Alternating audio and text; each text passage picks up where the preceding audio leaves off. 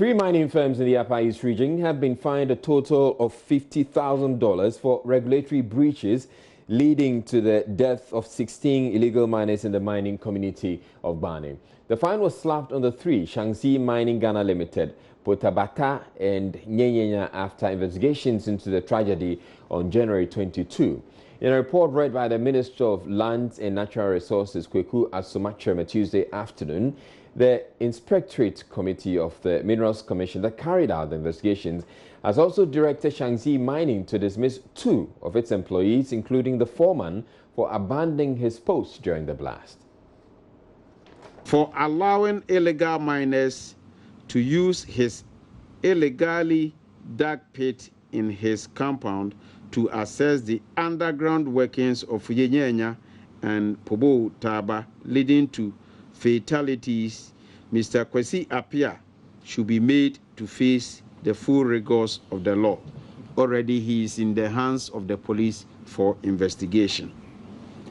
For appointing a surveyor, number 5, who could not communicate to his patrol team in the language they understood, a breach of Regulation 508 of LI 2182, and in accordance with Section 56(3) of LI 2182, Shaanxi Mining Ghana Limited shall be fined the cedi equivalent of $10,000. 6. For failing to have blasting time notices in the Bani community in breach of Regulation 193F of LI 2177, Nyenyenya and Pobo Taba groups shall be fined a cedi equivalent of $10,000. 7. For storing explosives underground without approval by the Chief Inspector of Mines, a breach of Regulation 163 LI 2177, and in accordance with Regulation 56(3) of LI 2182, Shaanxi Mining Ghana Limited shall be fined the cedi equivalent of $10,000. 8. For failure to ensure that Code of Safe Work Practice for blasting is approved by an inspector of the Commission, a breach of Regulation 515 of LI 2182, and in accordance with Regulation 56(3) of LI 2182, Shaanxi Mining Ghana Limited shall be fined the cedi equivalent of $10,000. 9. Shaanxi Mining Ghana Limited shall be fined $10,000 for not recording the blast that were undertaken on January 22nd, 2019 in the shift boss logbook, a breach of Regulation 47(10) of LI 2182. Nyenyenya and Pobota mining groups shall ensure that all supervisors working at their mine sites can communicate in a language understood by their crew. Owners of Nyenyenya and Pobota mining groups shall ensure that they appoint competent persons not later than April 30th, 2019, to oversee the activities of the support service company, Shaanxi Mining Ghana Limited, in accordance with Regulation 44 and 45 of LI 2182. 12. Now, Parliament has frozen or suspended the approval of the Blue East Regional Minister-designate Evelyn Amakumi Richardson. The House on Tuesday approved the nomination of 18 other ministers and deputy ministers after the appointment committee submitted its report to the plenary. Let's listen to Minority Leader Haruna Idrisu and other MPs contribute to the discussion as the House approved the ministerial nominees. The appointments committee at this sitting, you would notice that out of 19 referrals, we are approving of 18 and standing down Mrs. Evelyn Amakumi Richardson so that the appointments committee can further engage. Mr. Speaker, the onus is not on us as the appointments committee. The onus is on her to provide further and better particulars to answers to questions on an audit query a matter relating to land. Subject to that, we would be able to engage, and I'm sure the committee will make appropriate recommendations. So no one should leave here with any impression that we support it fully. Gender, affirmative action. Mr. Speaker, I know where you stand on this matter. Let's get the bill passed. Spousal rights bill. We have not been fair to the women of this country as a parliament since 1993. In the acquiescence of sleeping on this matter, you know what the Constitution dictates in Article 122 of the Constitution that you have so religiously referred to all the time. We should get those matters done with. The report indicates that 5 out of the 6 have been recommended for approval, and it is only the female who has not been recommended yet for approval. I would urge the committee to work speedily on whatever matters are outstanding to enable the only female amongst the 5, and there are 3, Honorable Bedra, 3 women ministers designate, not 2, but on the report, we only have the report of 2 because there's 1 outstanding. I'd urge the committee to work speedily on whatever issues are outstanding so that the 3rd woman can also be approved, recommended for approval by this House, to improve the numbers of female ministers and deputy ministers that we have in this country. We want more, and we would work and push and advocate for more. And so we would hope that whatever issues are outstanding should be addressed speedily so that we can also have another woman join our ranks. Member of the Appointments Committee, Samson Ahi, explained why the committee decided to suspend her appointment. We asked her certain questions, and we requested for further particulars on some of the issues that she raised or he spoke about. One has to do with her certificate with regards to the doctorate degree, and that he has to furnish us with the certificate. And also there was a land issue that she said they gave the land to the land belonged to the chiefs, and therefore she has given back the land to the owners. But we all know that in Sunyane, the land in Sunyane doesn't belong to the chiefs. Land in Sunyane belongs to the state. And so... And this was something she did when she was MC, yes, or in her personal capacity? When she was MC. And she also did some travels outside.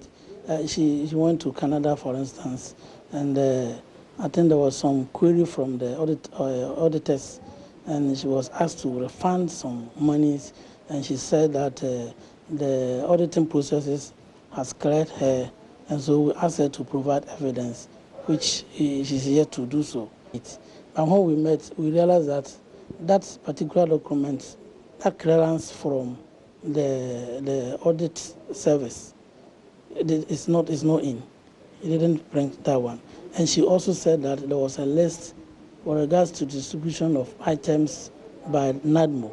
We also requested for that list, and we are yet to see. I haven't seen.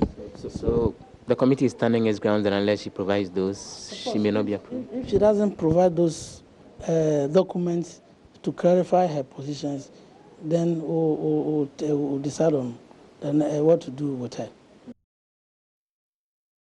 Meanwhile, the House is sitting late in its efforts to approve the Right to Information Bill. It is all set for a 3rd reading and approval. But Minority Leader Harun Idrisu is objecting to the approval until some concerns by civil society groups are addressed. Let's go over live to Parliament now and get the latest update. Our parliamentary correspondent Joseph Okada is on standby. Hello, Joseph. What can you report? Joseph? What can you report?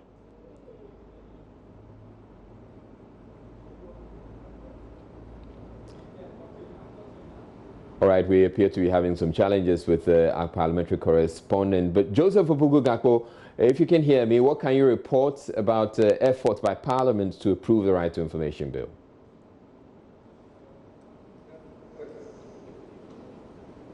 So we're expecting that to happen any moment from now, right here in the House. The House went on a brief break for about an hour, and well, it took a little longer than that as they continued with various consultations on issues having to do with the RTI bill. Currently, the House is considering the Chartered Institute of Bankers bill, which they are still debating as we speak. And we gather that once that is done, in the next few minutes, they'll move on to the Right to Information bill. The leaders of the House, from the majority leader to the minority leader, all the way to the information minister, are all present. And we're expecting that in the next few minutes, the consideration and the eventual approval, what they call the third reading, will be done. In fact, the majority leader, H.M. Ensabonso himself, told us that about 3 or 4 hours ago that they are committed to rounding up the approval of the bill this evening before the close of day. Now, one of the issues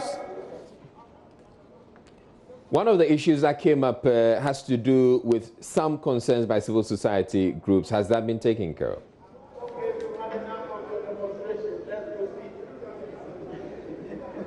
Some of them have actually been addressed, but some continue to linger. One of the main issues that came up was which institution is supposed to take charge of the implementation of the RTI bill. And specifically, it used to be the Office of the Attorney General. It's been changed to the Ministry of Information. But they had some other suggestions. You know, once the bill is passed, there's a 1-year grace period after which government will then have to implement it. The civil society groups want that reduced to 6 months. But looks like Parliament is not agreeing to that. And they wanted some specific timelines set on when the RTI commissioner would be appointed alongside all the other staff. Again, Parliament is not agreeing to that. And in fact, earlier today, the minority leader, Haruna Idrisu, warned that unless the House incorporates those suggestions from the CSOs in the bill, which will be approved eventually this evening, he will cause what they call the arrest of the RTI bill and ensure that that is done. So that's what we were supposed to meet and decide on. We are not too sure how the outcome of those deliberations on, but we will know more in the next few minutes when they begin the processes to allow for the third reading and the eventual approval. All right, thank you very much, Joseph Opoku Gakpo, for bringing us that update there. But we will be coming to you immediately that RTI bill is approved by Parliament. And so do stay tuned. Meanwhile, staying in Parliament, Speaker of Parliament Professor Michael Quay has rejected suggestions the House was insensitive on Monday when it failed to acknowledge victims of last week's road crashes during the observation of a minute's silence for victims of recent tragedies in southern Africa and New Zealand. The MP for Kumbungu, Ras Mubarak, told JoyNews he was disappointed by the move. Professor Michael Quay, however, explained to the House on Tuesday Parliament was waiting for the MP of the area to return from a fact-finding visit to deliver a statement on the issue. On the road accident involving the 2 buses at Ampok Road in the Intampo South District. It has come to my attention that some members of the public have wondered why there was no statement on this tragedy yesterday in this honorable House at the time when we had talked about some tragedies elsewhere. It's very useful. We have a parliamentary press call. If the media will engage them on such matters before relevant reportage. Because we had good reason yesterday. The honorable member who had already filed a statement had to be outside the House because of what had occurred in her constituency. And the leadership were agreeable that she must be the appropriate person to lead the statement on this in this honorable House.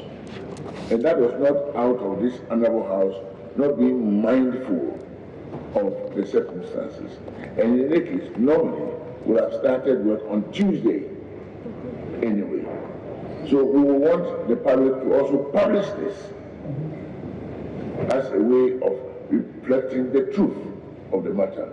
This honorable House is very, very much concerned with such matters and has addressed such matters with expedition and dutifully at all relevant times.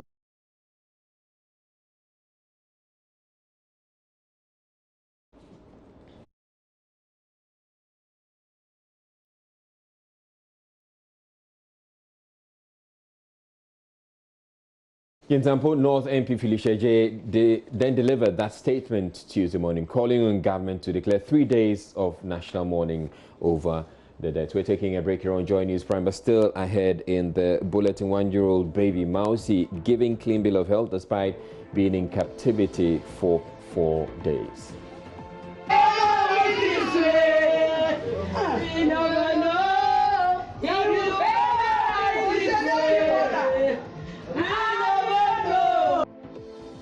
And then the community at Kokorite, where PDS worker was attacked, will have to endure a 10th day without electricity. They should make their investigations and get whoever was involved. By putting the light off, and we who have nothing to, we don't have any idea of what happened, we don't have light. Well, PDS has been explaining why it's unable to supply electricity or reconnect the area to electricity. Welcome back to JoyNews Prime. Now, a section of the Kokrobite community here in Accra, where a power distribution services worker was recently attacked, will have to endure another night without electricity.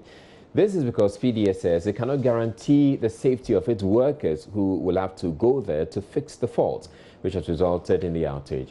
Residents in the community say PDS is unduly punishing them for the sins of one person, but the company insists the safety of its staff cannot be compromised. Maxwell Agbagba has more.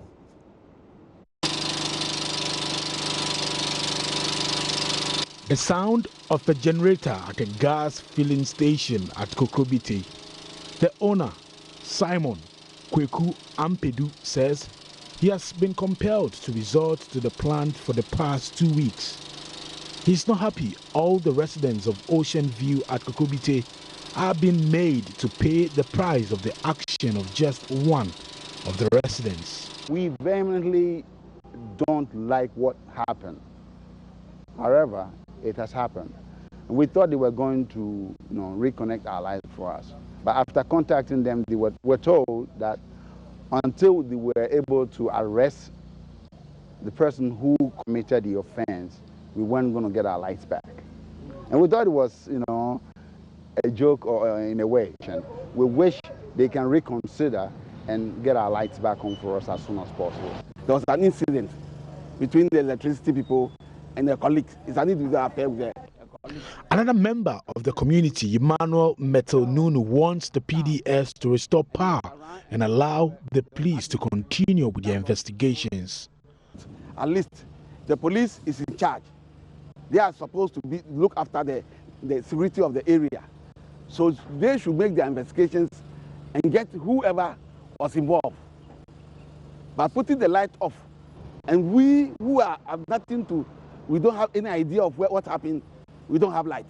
The ICT class here at the Sunbeam Foundation. On a normal day, these students will be in their classroom for their ICT class, but that is not the case today, as all the computers in the computer laboratory have been rendered useless because of the power outage here.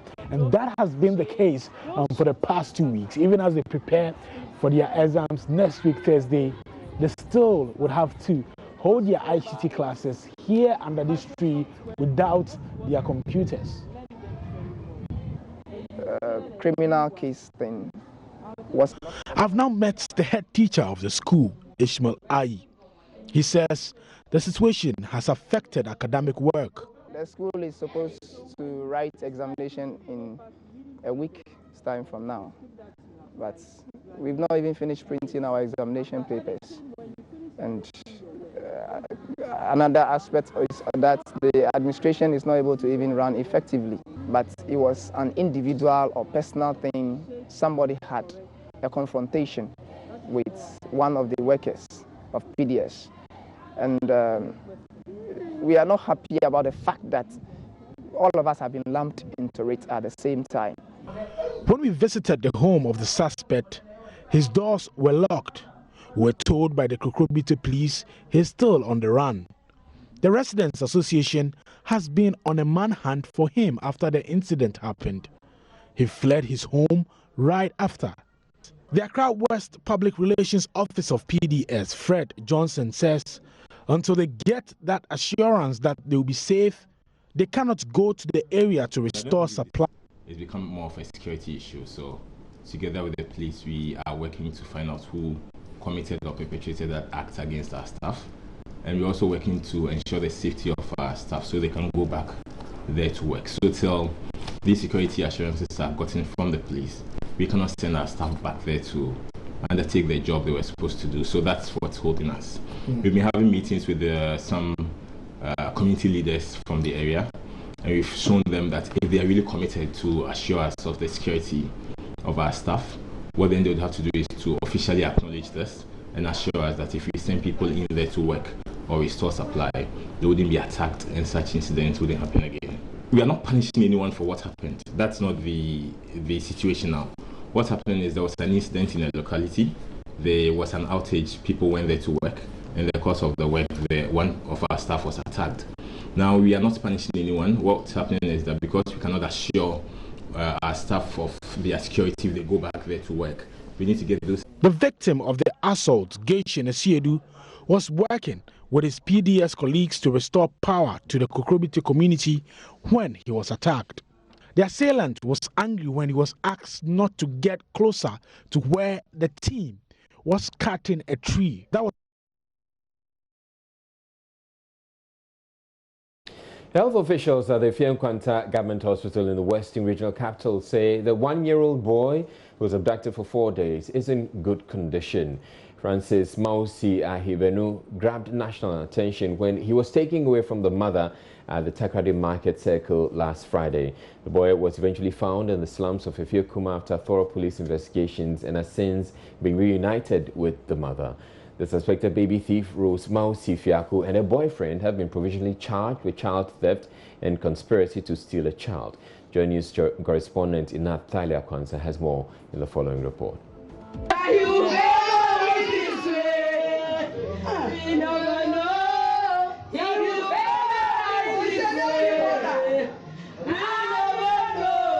At 1 a.m. Tuesday, baby Mausi was reunited with his family. He was stolen from his mother at the Market Circle on Friday, 22nd March 2019. The people of Amanfo were anxious about the return of the boy. It was a shocking news. It was a blow to the family. We've been hearing of kidnapping, but it never occurred to us that it will happen to us. So it was a shocking news for us. And we thank Almighty God for proving that He is the Alpha and the Omega. He is the I am. And He has proven Himself that we are not serving just any God, but a living God. The suspect, Rose Mausi Fiako, was apprehended in a slum at Efiekuma together with her boyfriend, Lawson Latte, 33, a mason who claimed paternity of the boy when the police questioned him. Residents were excited that the boy had been found, but they want the police to investigate the suspects, speculating this incident could be linked to the kidnapping of the 3 girls. The baby thief, I'm sure, has information about where the 3 kidnapped girls are. The police should interrogate her. We are following this case closely. Until she helps the investigations and gives a location, she should never be released.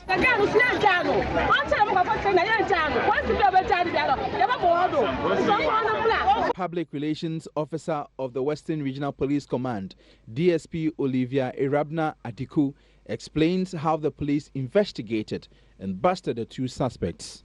Police had information, very credible information, that the suspect had been spotted somewhere around. So they had to make surveillance. From 7 p.m. yesterday, police made surveillance.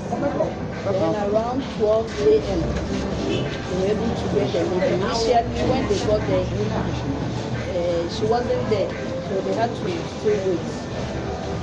After some time, they had a baby crying in the room. So they had to force him. The lady came out. And initially she was denying that she had a baby. Through much interrogation, we found out that the baby was in the room together with the boyfriend. We were able to rescue the baby and reunite the baby with the family. And we will try and establish contact with our correspondent in Natalia Kwanza to bring you some very fresh information that we're getting about what has been happening in the last few hours. So we will bring. So let's go back to the Western Regional Capital, Takoradi, and for the latest on the boy Mausi, Francis Mausi Ahibenu, who has been found after being abducted and being kept in captivity for about 4 days. We're joined on over Skype right now by Natalia Kwanza, our regional correspondent. Hello, Natalia. So we had some good news that health officials at the Effiong Kwanta Government Hospital have given a 1-year-old boy Mausi a clean bill of health. What else has been happening as far as the story is concerned? This is right. So the whole secondary Takoradi has been celebrating, especially when you go to the market circle where the boy was picked up, and then when you go to a mouthful where the boy and family reside, there has been joy all over. And the conversation in the community has been about how he was stolen and then brought back. I think a lot of people have learned a lot of lessons from what happened. Now, what do we know to be the motive of Mausi, the lady who abducted the little boy? Israel, officially, the police have not said anything, but I have been to Effiong where she was picked up, and I understand that she was supposed to produce a child she had with the supposed boyfriend, Lawson Latte. And then, so Lawson had threatened that she bring the baby. So that's why she came to pick one's child and then send to the man, indicating that that is the baby. But what are residents of Mausi, the baby thief, the suspected baby thief, what are they having to say about the incident? And is it that they didn't know that the baby had been brought in there? For some of them, they said they have seen the baby, and then after the media and then the public got the baby's picture out and all that.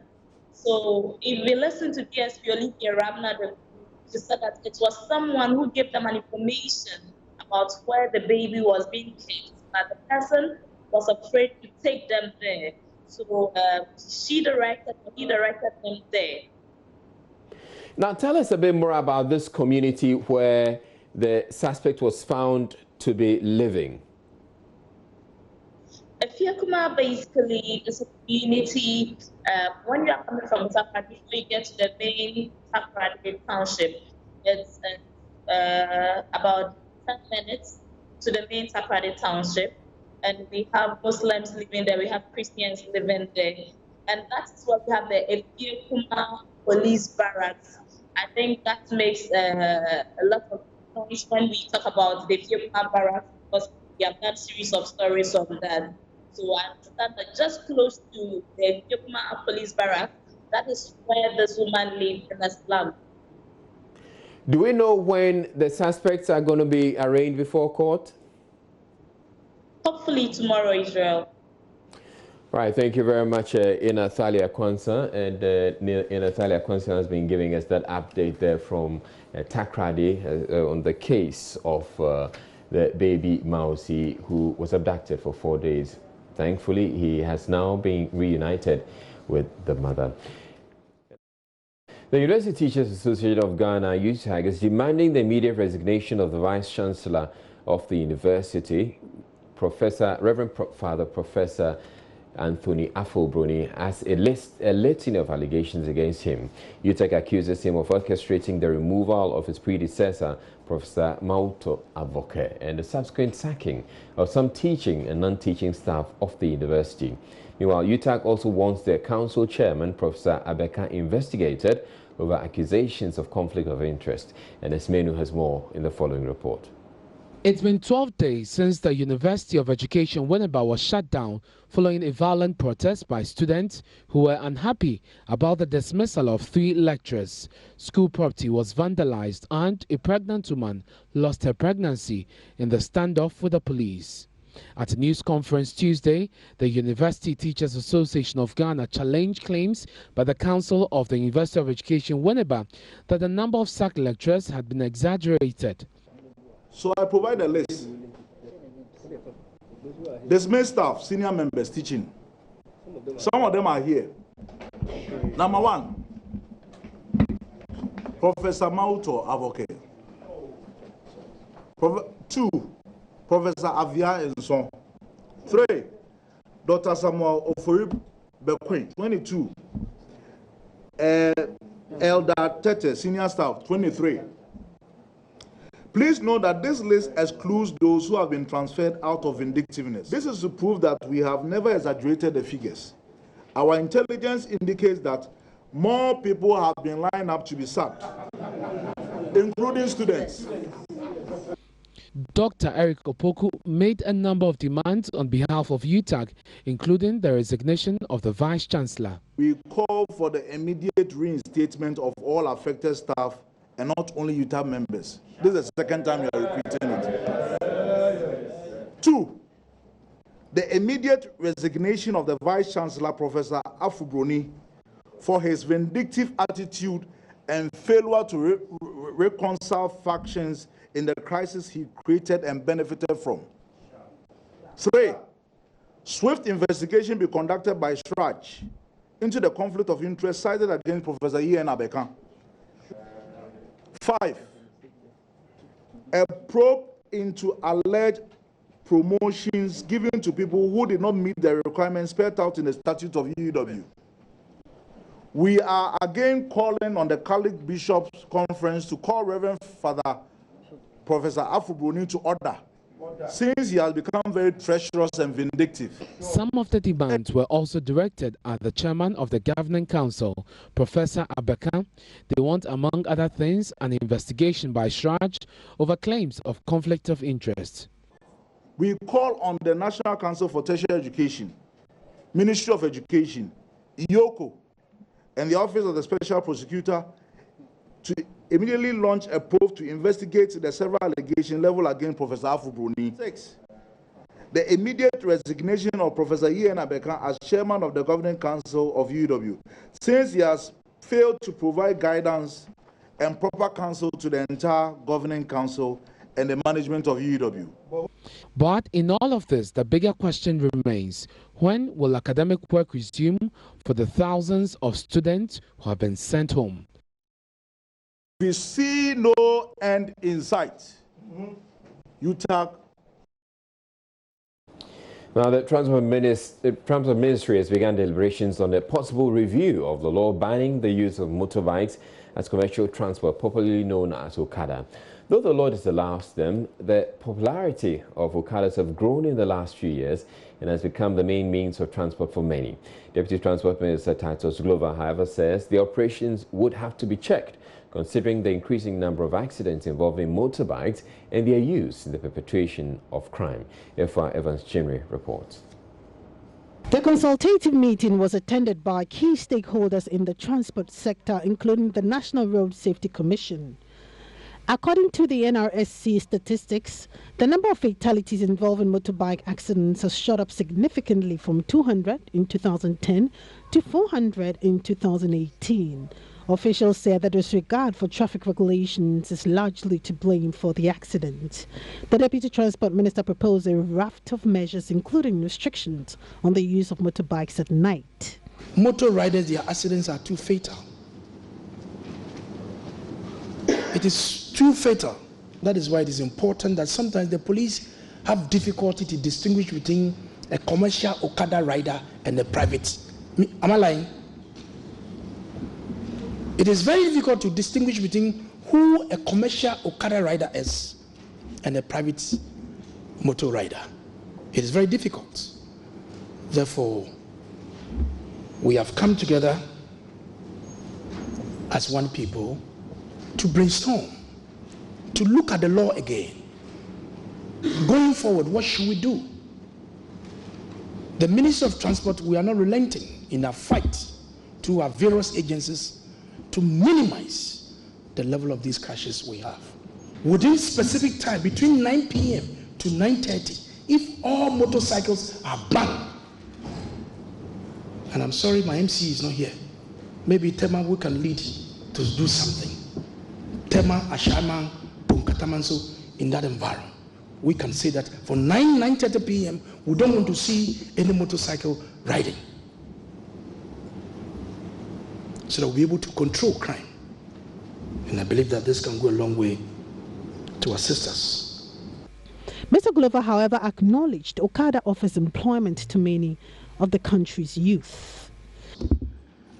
Despite the good or the bad things that we hear these motor riders are doing, they also have some good sides. And you agree with me that when you move beyond Ashaima, there are certain corners. When you are going towards Committee 25, you are going towards Ningo Pram Pram, in the corners. Because of accessibility, poor accessibility, the only means of transport is the Okada. When you go to Adan, you go to Ningo, all those areas, they are playing a very good roles. And they are contributing seriously in income generation. They are contributing to employment because there's no job around that place. So the only means of putting body and soul together is maybe if you get an Okada and you can make it a commercial entity, you'll be able to create job, make some good money, and also assist people in transporting them.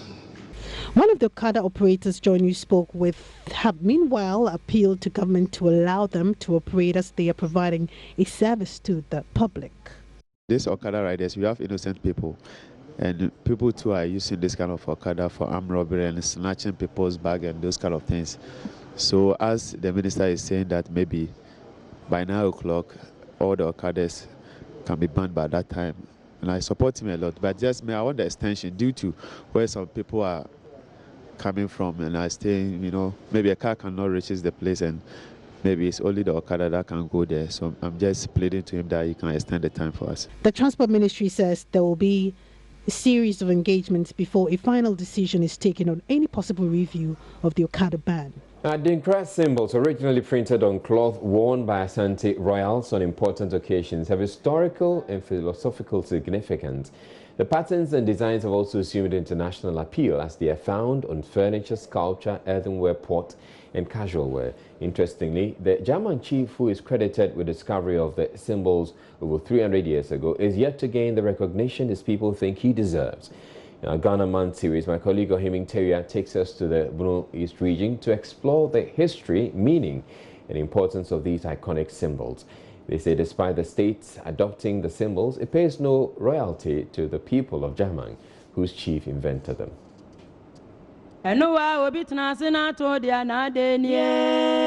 Adinkra symbols hold intangible myths, proverbs, folktales, songs and phrases.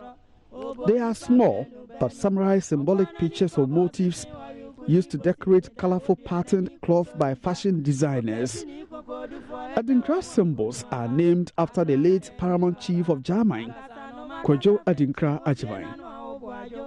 In the 14th century, he led his people from Akwamufi in the present-day eastern region of Ghana to their current Jamang North and South districts of Ghana's Bono region, as well as Amenfi in eastern Côte d'Ivoire.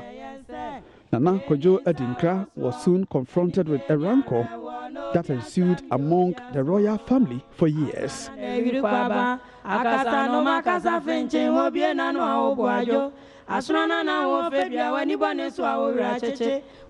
then had a dream of a symbol and its meaning, which he drew on a diatua or a calabash fruit and interpreted same to his feuding people.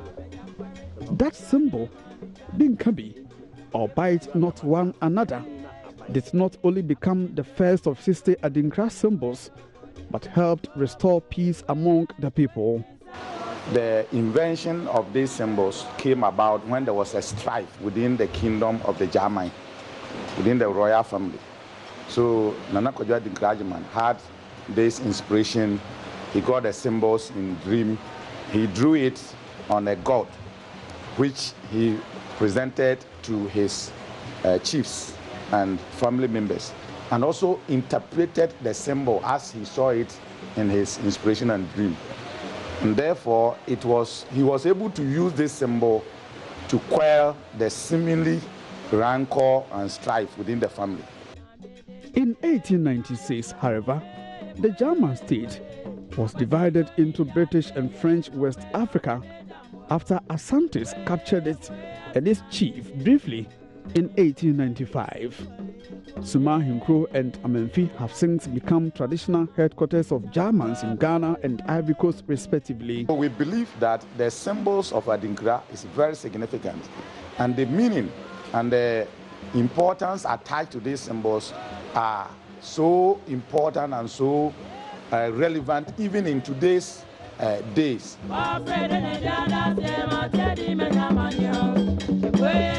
59 other symbols were later designed by Nana Kodwo Adinkra, which then became patterned for Brontoma cloth, which later became known as Immunontoma by the Ashantis.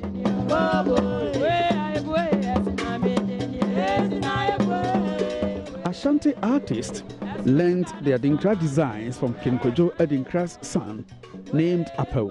We defeated Doma, Denchra. We went to the Fanti where we defeated them. We went as far. There was this chief at German.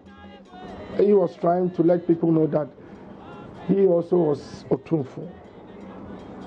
That time he was called Adinkra. So Otumfo went there. We went there to defeat him, and that is why. So Otumfo ordered that from that time onwards, we should put on Adinkra as part of our cloths to show that Adinkra has been subdued. In ancient times, Adinkra, which also means goodbye, used to be the preserve of Ashanti royals and spiritual leaders. In a nutshell, it symbolizes the supremacy of the Ashanti nation. Today, in Ghana and other parts of the world, one can expect to spot the symbol almost everywhere. Designers in modern times use Adinkra symbols to create and decorate other accessories than cloth. Some corporate institutions in Ghana now use Adinkra symbols as their institutional symbol or logo. For instance, the first Adinkra symbol, Binkambi, was the theme for Ghana's 62nd independence anniversary in Tamale. Ashanti regional town of Ntonso is noted for Adinkra cloth production. It is often regarded as the home of Adinkra. Meet Kwajopon, who used traditional dye prepared from the badie tree to design and print Adinkra cloths. Opon has been in the Adinkra cloth designing since his childhood after inheriting it from his late father. He ran this business alongside his 6 siblings. On display are several Adinkra symbols engraved on calabash. This is Adinkra, the leadership. After leadership, engineer except God. And they have Sankofa. Go back to your roots. Sankofa, they have 3 types of Sankofa. This is old and these are the new ones. All 3, one meaning. And they have tit for tat. Obi and Kendi, bite not one another. The bark of the badie tree are soaked in water for days to soften it. They are then pounded in mortar as part of the softening process. When the color, deep brown, emerges from the pulp, it is then sieved and put into a pot. The process is often cumbersome.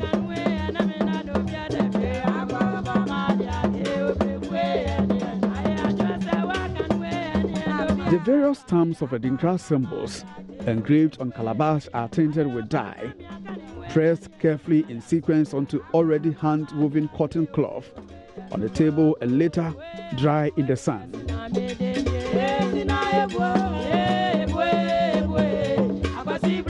This is mostly done using block stamp technique, which involves the use of wooden or metal stamps and screen printing. The symbols are selected based on the message the wearer or the owner of the cloth intends to convey. If somebody comes, they can say, hey, Alhaji Okojo, use this symbol to do this cloth for me. Or I need the cloth for wedding cloth, and I have some wedding symbols. That one I can use it to make it. Funeral cloth, they can use similar symbols to do that one. The Adinkra symbol is not only the preserve of only Ashantis or Akan royals. These students traveled from United States to learn the Adinkra symbols and the printing of Adinkra cloth. Sumahine, Odinho Dr. Afram Brimpon III, wants to establish an Adinkra village to the honor of the late Kojo Adinkra Ajamine. First, he wants government to honor the man who invented the Adinkra symbols. From Suma Hinkro in the Bono region for Joy News, Parliamentary reports.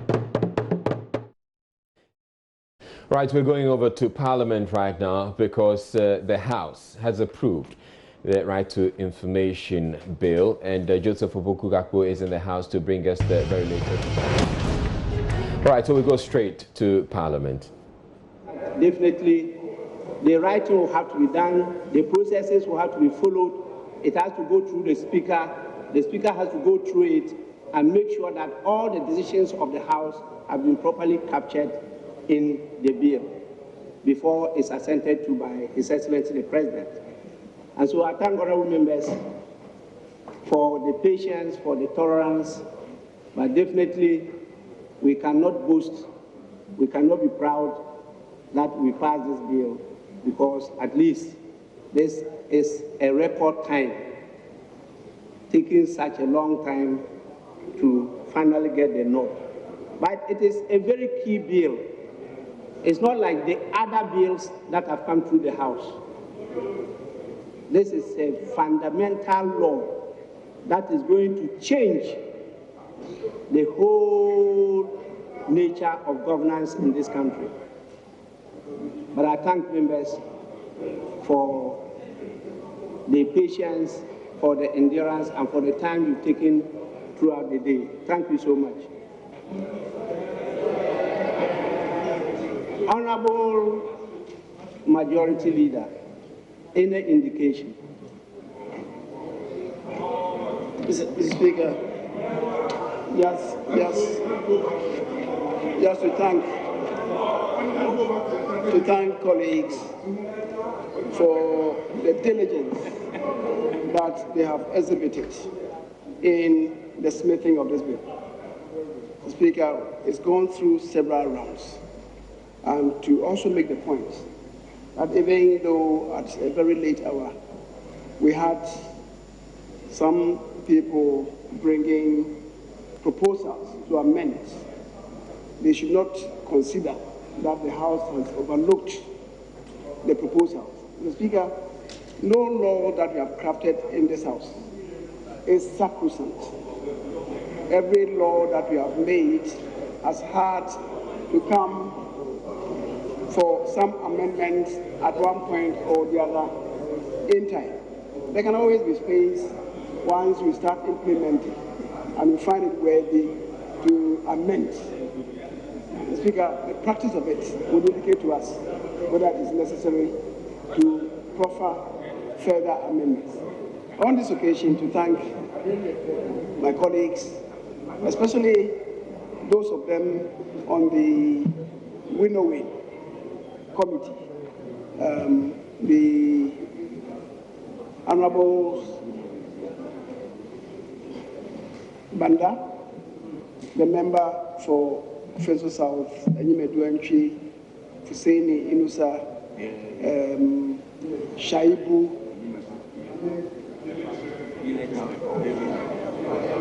Ahiafo, Yile Chire sometimes.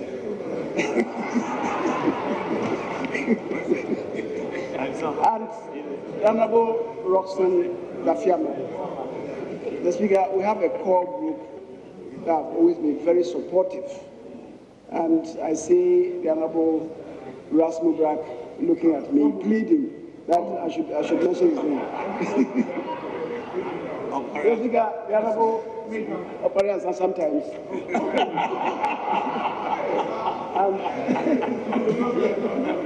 Mr. Speaker, the Honorable I want to plead with them that into the future, especially what is before us, the companies bill will require the assistance of all. Mr. Speaker, I cannot leave out the class of table, in particular Mr. Ahuma Dutro and his team. They have been most supportive, and we hope that what we have done at various times, we will properly capture saying in the final document. I must admit that sometimes it gets a bit confusing when they have to put together the entirety of the bill, which has gone through several amendments. And that is why lately I've devised a scheme to work in close collaboration with him to sanitize the bill. Perhaps it may even become necessary to put together a smaller team to link up with him so that we get it right. So there are no ambiguities, no gaps in the bills that we draft. Mr. Speaker, I should thank the minority leader also for his assistance and cooperation in these matters. I think at this stage, we cannot any longer continue with the consideration of the chartered institutes. I guess we can complete that tomorrow. Speaker, thank you. And for now, we are in your house, we are in your hands to pronounce adjournment for us to go and have some rest. Thank you very much, Mr. Speaker. Minority Leader. Mr. Speaker, at this stage, ordinarily, we are in your hands. But once the leader have made comments to some specific issues, it's only appropriate that I attempt to respond.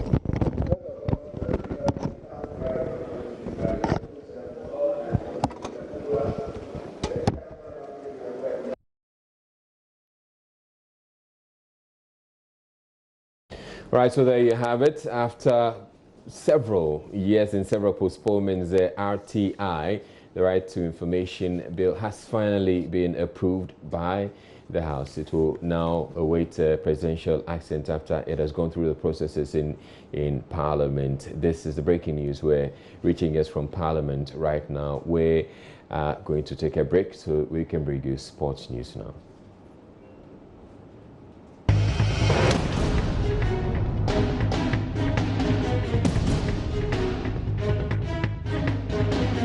My name is Israel. Thank you for watching. You have a good night.